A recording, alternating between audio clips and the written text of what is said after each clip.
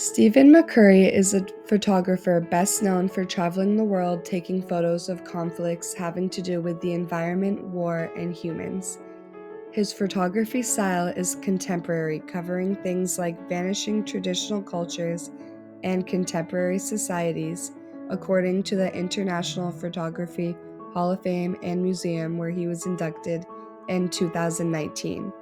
And with awards like the Robert Capa Gold Medal and the Centenary Medal for Lifetime Achievement, Steven has proven his worth in the photography world. One of his most famous pieces of work shown here was named The Afghan Girl, taken place in Pakistan in 1984, which was one of National Geographic's most popular images published on the cover of the magazine.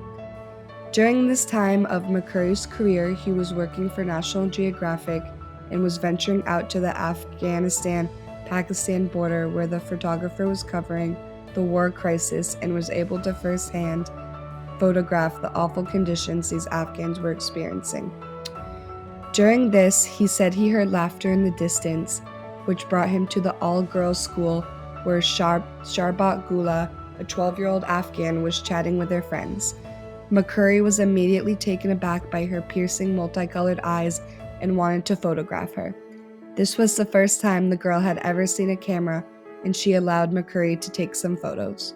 After taking the pictures, he didn't know how they turned out till months later when his editor and him saw them, and they both knew immediately the pictures were something special. One of the things that made the photo really stand out and have meaning was the contrast of colors in the photo. You first notice her incredible eyes and all of the color in them, but then the contrast of the red warm-toned shawl she's wearing and the green cool-toned background also plays a huge role in this photo, tying every aspect together. Another element that gives this photo meaning is the distance in which the girl is at. Having her stand that close to the camera brings all the focus onto her, and you can see all the details of her face, and you can't help but to examine her facial expression and wonder what she was thinking in that moment.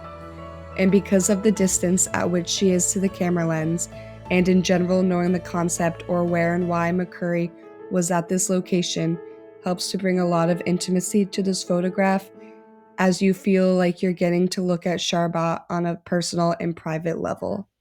This is one of the photographs that Steven McCurry has done in his professional photograph career.